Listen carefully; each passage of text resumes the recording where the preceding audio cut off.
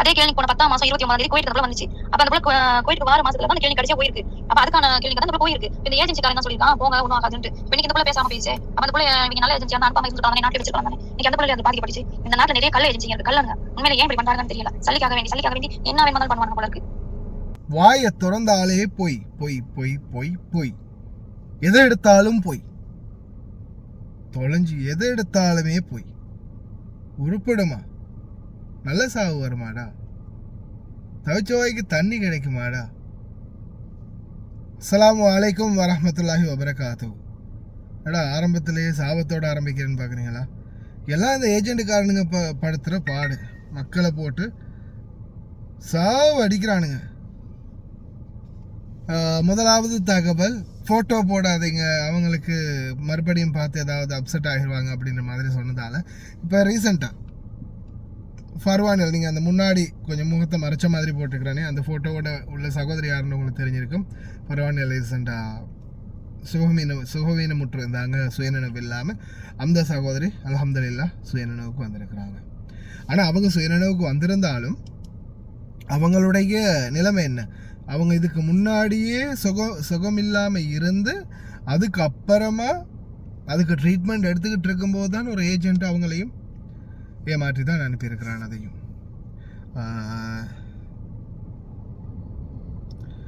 இது சம்மந்தமாக எங்களுடைய ஜெனட் மேரி அம்மா சில வாய்ஸ்கள் எனக்கு அனுப்பியிருந்தாங்க.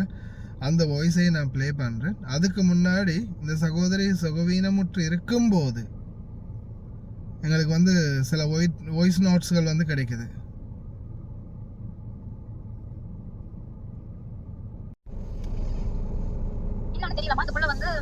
இலங்கையில இருந்து பிள்ளைக்கு ஒரு முறை ஆகிருக்கான். இந்த பிள்ளைக்கு கிளினிக் போட்டு கொடுத்துருக்காங்க. அந்த கிளினிக் கோப்பில எடுத்துட்டு வந்திருக்கு. சரியா? அந்த கிளினிக் கோப்பில இன்னைக்கு நைட் எங்களுக்கு கிடைச்சிச்சு. நாங்க அதெல்லாம் அந்த பாபா கொடுத்து அந்த டைவர்ட் கொடுத்துட்டோம். அப்ப அதுல அவங்க வீட்டுக்காரங்க என்ன சொல்றாங்க, இலங்கையில இருந்து இந்த பிள்ளைக்கு மனநோய் மைக்கு ஆயிடும் ரொம்ப யோசிச்சா அந்த மாதிரி ஆனதுக்கு பிறகு மனநோய் டாக்டர் பார்த்தாக்க சரியாகிடும், அவங்க டேப்லெட் கொடுப்பாங்க, அவங்க கதைக்கும் போது நம்ம சரியாகிடும் சொல்றாங்க.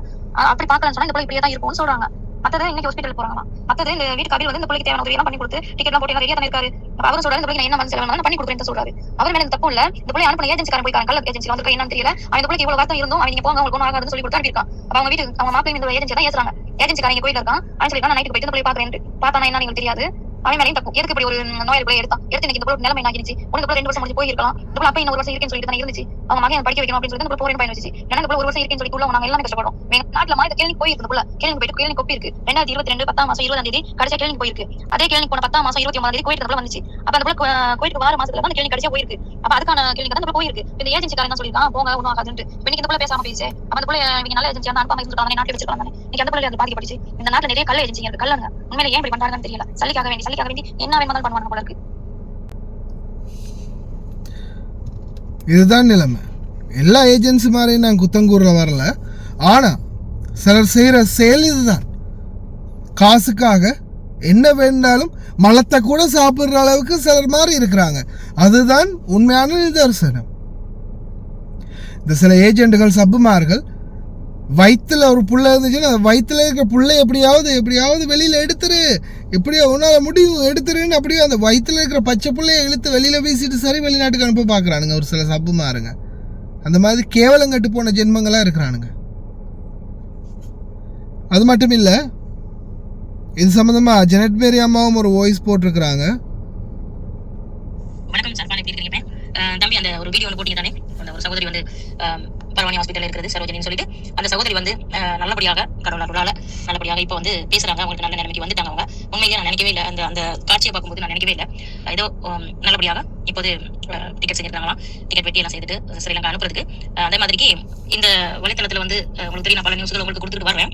இதுல சுயநலமான காரியம் என்னன்னு கேட்டா தன் ஆபத்துல சிக்கி தவிக்கும் போது இவங்க என்ன தேடி எனக்கு இந்த இதுகளை கொடுக்குறது. அப்ப விஷயங்களை கொடுக்கும்போது அதை நான் உங்களுக்கு கொடுக்குறதோ இல்ல நான் அதுக்கு விளக்கமான ஒரு வீடியோ போட்டாலும் கூட அவங்களுடைய காரியம் முடிஞ்ச கைக்கு அந்த வீடியோ டிலீட் பண்ணுங்க, அது பார்க்க சரியில்லாம இருக்கு, அது இப்படித்தான் அது அப்படித்தான் அப்படின்னு சொல்லிட்டு பல கம்ப்ளைண்ட்ஸ்கள் வருது எனக்கு.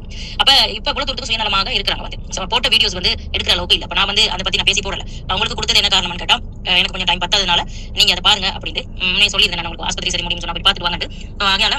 இப்ப அந்த வந்து அவங்க வந்து எப்படின்னு கேட்டா அவங்களுடைய ஆட்டிடியூட் வந்து அந்த மாதிரி நம்மளால பார்க்க முடியாது. ஏன்னா அவங்க வந்து உள்ளே அவங்க வச்சு பார்க்கணும், நம்மளே அதை முடிவு கட்டணும் அப்படின்றது. இப்ப என்னைய பொறுத்த வரைக்கும் எனக்கு ஒரு டாக்குமெண்ட்ஸ் ஏதாவது வந்து நான் எம்பசிக்கு அனுப்புவேன், அதை பார்ப்பேன், அதுக்கு என்ன வழிமுறைகள் செஞ்சிருக்காங்க அதை நாங்க கொண்டு வரணும் வெளியே. ஏன்னா நம்மளோட எம்பசி என்ன செஞ்சிச்சு அதுக்கு அப்படின்னு நம்ம சொல்றதுக்கு எடுத்து காட்டணும் கட்டாயம். ஸோ இந்த மாதிரியான சுயநலமாக ரொம்ப பேர் இருக்கிறாங்க சர்வான். ஸோ இந்த சகோதரி நல்லபடியா தப்பிச்சு நல்லபடியா வந்துட்டாங்க. ஆகையால எல்லாத்துக்கும் அதை தெரிவிச்சு கொள்றதுக்கு தான் இந்த மெசேஜ் போடுறேன். வணக்கம் தம்பி. சர்வம் அலி கோமதா சர்வம். ஜெனட் மேரி அம்மாவுக்கு ரொம்ப நன்றி. அதான் இந்த சமூக சேவைன்னு ஒன்று செஞ்சால் கல்லாடி பொல்லாடி தான். இப்போ பாருங்கள், நான் இந்த வீடியோவில் கூட 4 பேர் வந்து கமெண்ட் பண்ணிட்டு தான் போவானுங்க. என்ன அறுக்கிற, என்ன இழுக்கிற, என்ன அப்படி பேசுகிற, ஓவராக பேசுகிற. அப்போ நீங்கள் வந்து செய்யுங்களேன்டா, நீங்கள் வந்து செய்யுங்களேன். ஓவராக அறுக்கிறோம், ஓவராக இழுக்கிறோம், பிடுங்குறோம், வந்து செய்யுங்களேன்டா. தாராளமாக விட்டு கொடுக்குறோம். ஒரு நாளைக்கு 500 மெசேஜ் வருது. இந்த கண்ணாடி போடுற ஆசைக்கா, கண்ணாடி போடுறது ஆசைக்குன்னு வச்சுங்களா, கண்ணை வந்து திறக்க முடியாது. கண் எல்லாமே வந்து செவந்து போயிருக்குது, தூக்கம் இல்லை. விடிஞ்சா ராவ மட்டுக்கும் வேலை இருக்குது. இரவாகினத்துக்கு பிறகு இரவாகினத்திலிருந்து திருப்பி விடியும் வரைக்கும் ஒரு நாளைக்கு 500-400 மெசேஜ் வருது. அதை கேட்டு ரிப்ளை பண்ணணும். ஏற்கனவே இப்போ யூடியூபர் மாதிரி வந்து வீடியோ போடுறாங்க தான், எல்லாரும் வீடியோ போடுறாங்க தான். ஏதாவது ஒரு யூடியூபர், இப்போ இந்தியன் யூடியூபர் எத்தனை பேர் இருக்கிறாங்க, காண்டாக்ட் பண்ணுங்க பார்க்கலாம். ஒரு மெசேஜ் போட்டு ரிப்ளை எடுத்து காட்டுங்க பார்க்கலாம். ஒரு ஃபேஸ்புக்லேயோ ஒரு பேஜ்லேயோ எதுலேயோ போய் ஜிமெயிலையோ போய் மெசேஜ் போட்டு ரிப்ளை எடுங்க பார்க்கலாம். ஒரு நாளைக்கு 400-500 பேர் போடுற மெசேஜுக்கு ரிப்ளை பண்ணிகிட்டு இருக்கிறோம். அப்போ நாங்கள் போடுற வீடியோவும் இன்னும் தெளிவில்லாமல் போட்டோம். ஏன்னா பர்சனல் மக்களோட தொடர்பில் இருக்கிற நாங்கள் இன்னும் கொஞ்சம் தெளிவில்லாமல் வீடியோவை அவசரமாக ஷார்ட்டாக முடித்தா இன்னும் இருக்கிற மெசேஜ் 400ன்னா இன்னும் 500 மெசேஜ் 600 மெசேஜ் எக்ஸ்ட்ரா வரும். தம்பி அந்த வீடியோ ஒன்று போட்டிருந்தீங்க, அதில் அந்த இப்படிலாம் செஞ்சுருந்தீங்க, அது எப்படின்னு கேட்டு இன்னும் 10 கேள்வி கூடுதலாக வரும். ஏதோ ஒரு சில விஷயங்களை தெளிவாக சொல்லி போடும்போது ஒரு 100 பேராவது புரிஞ்சு கொள்வாங்க. அதே மாதிரி படித்த மேதாதிகள் இருந்தீங்கன்னா நீங்கள் 2x வச்சு பார்க்கலாம், 8x வச்சு பார்க்கலாம், 16x வச்சு ஸ்பீடில் வச்சு பாருங்கள். வீடியோ நல்ல வேகமாக உங்களுக்கு பார்த்து முடிச்சிடலாம். 10 நிமிஷத்து வீடியோ 2-3 நிமிஷத்துலேயே முடிச்சுட்டு போயிடலாம். எதுக்கு டைம் வேஸ்ட் பண்ணுறீங்க? அதே மாதிரி டைம் வேஸ்ட்டு, இந்த வீடியோ பார்த்தது வேஸ்ட்டு அப்படின்னு இப்போ இந்த சேனலில் இப்போ நீங்கள் இந்த வீடியோ பார்த்துக்கிட்டு இருக்கிறீங்க, உங்களுக்கு இந்த வீடியோ வேஸ்ட்டு, இந்த வீடியோ பார்க்குறதுக்கு சும்மா இருந்திருக்கலாம் அப்படின்னு நீங்கள் நினைக்கிறீங்கன்னா தயவு செய்து இந்த சேனலை இப்போவே நீங்கள் சப்ஸ்கிரைப் பண்ணியிருந்தா அன்சப்ஸ்கிரைப் பண்ணிட்டு போங்க. இல்லையா சப்ஸ்கிரைப் பண்ணாமல் சும்மா பார்த்துட்டு இருக்கிறீங்களா, அதுக்கு பிறகு பார்க்காதீங்க, இல்லை ப்ளாக் பண்ணி விட்டுட்டு போங்க. இல்லை இப்போ ஒரு சிலர் செய்கிறாங்க, ரிப்போர்ட் பண்ண ஆரம்பிச்சிருக்கிறாங்க, சேனலுக்கு வந்து ரிப்போர்ட் பண்ண ஆரம்பிச்சிருக்கிறாங்க. யார் ரிப்போர்ட் பண்ண, என்ன ஐடியில் ரிப்போர்ட் பண்ணியிருக்காங்க, என்ன காரணத்துக்காக ரிப்போர்ட் பண்ணுறாங்க, எல்லாத்தையுமே வந்து ஜிமெயிலில் நம்மளுக்கு வந்து அனுப்புவாங்க. யூடியூப் வந்து அனுப்புவாங்க. இந்த ப்ரொஃபைல்லேருந்து உங்களுக்கு இந்த மாதிரி ரிப்போர்ட் அடிச்சிருக்கிறாங்க, இந்த மாதிரி நீங்கள் செஞ்சுருக்கீங்க அப்படின்னு, நாங்கள் நாட் ஃபவுண்ட் யுவர் வீடியோ அந்த மாதிரி எதுவுமே அப்படின்னு சொல்லி ஜிமெயிலேருந்து உடனே மெசேஜ் வரும். எனக்கு இப்போ ரீசெண்டாக கூட அதே மெசேஜ் வந்துச்சு. ஜிமெயிலில் வந்த மெசேஜ் என்னென்னு பார்த்தீங்கன்னா, யாரோ ஒருத்தர் எனக்கு ரிப்போர்ட் பண்ணியிருக்காங்க. எதுக்காகன்னு பார்த்தீங்கன்னா மிஸ்லீட் இன்ஃபர்மேஷன் அப்படின்னு. அப்படி எந்த மாதிரி ஒரு இன்ஃபர்மேஷனும் இல்லை அப்படின்னு. அதுக்கு பிறகு we are review manually it's no any violations found அப்படின்னு வந்து எனக்கு மெசேஜ் அனுப்பியிருக்காங்க. உங்களுக்கு அடித்த ரிப்போர்ட்டுக்கு வந்து எந்த ஒரு வயலேஷன்ஸும் ஃபவுண்ட் ஆகலை அப்படின்னு. அந்த மாதிரி சமூகத்துக்குள்ளே வாழ்ந்துக்கிட்டு இருக்கிறோம். சில நேரங்களில் வேதனையாக இருக்கும், என்ன பண்ணுறது? அப்படித்தான் மனித குணம். நரம்பில்லாததில்லை இது. எல்லா பக்கமும் திரும்பும், மேலேயும் போகும், கீழேயும் போகும், சைடுக்கும் போகும், வலதும் போகும், இடதும் போகும். அதால் எதுவும் பிரச்சனை இல்லை. என்ன செய்ய, எது வந்தாலும் அட்ஜஸ்ட் பண்ணத்தான் வேணும். அதே மாதிரி தான் இப்போ எங்கள் வீட்டில் நடந்த சம்பவம். இந்த இன்னைக்கு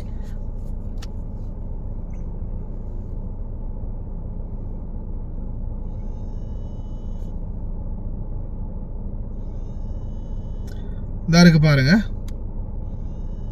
இன்றைக்கி போய் விசா கேன்சல் பண்ணிட்டு வந்தாங்க.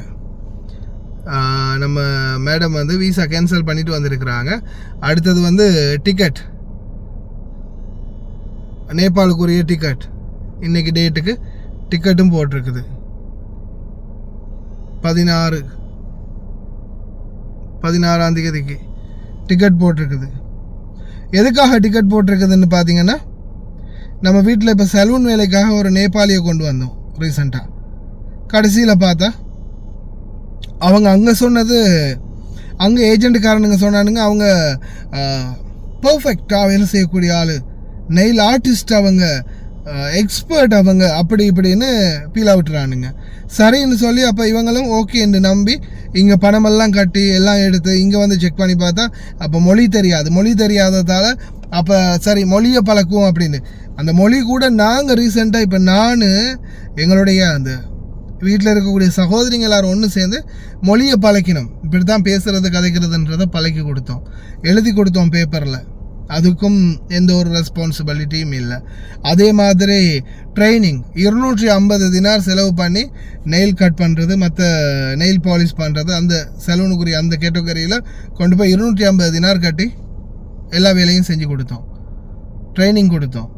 அதுவும் அந்த சாதாரணமாக அந்த நிப்பர்ன்னு சொல்லி இருக்குது, அந்த கட்டர் மாதிரி குரடு இருக்குல்ல, அந்த இது மாதிரியே இருக்கும் நெயில் வெட்டுறது. அந்த நிப்பர் வந்து பிடிக்க தெரியலை.